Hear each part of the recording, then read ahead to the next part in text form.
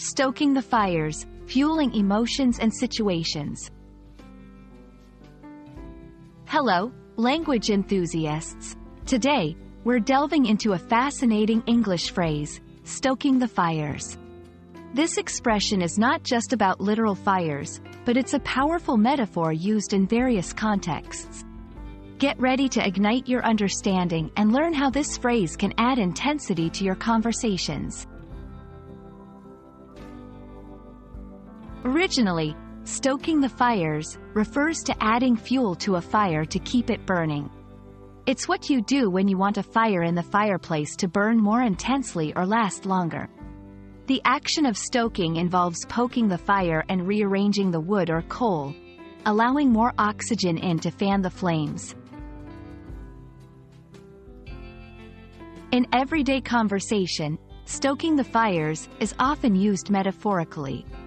It means to intensify or fuel an emotion, situation, or conflict.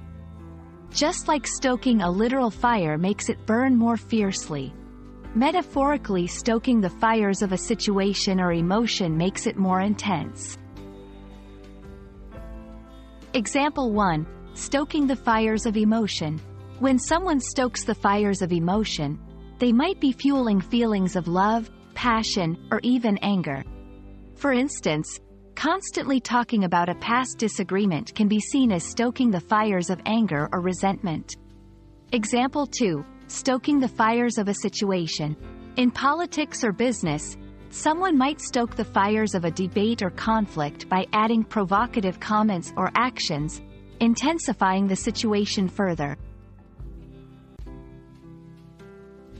It's important to use this phrase in the right context. Stoking the fires is typically used when someone is deliberately intensifying a situation or emotion. It's not usually used for unintentional or accidental actions.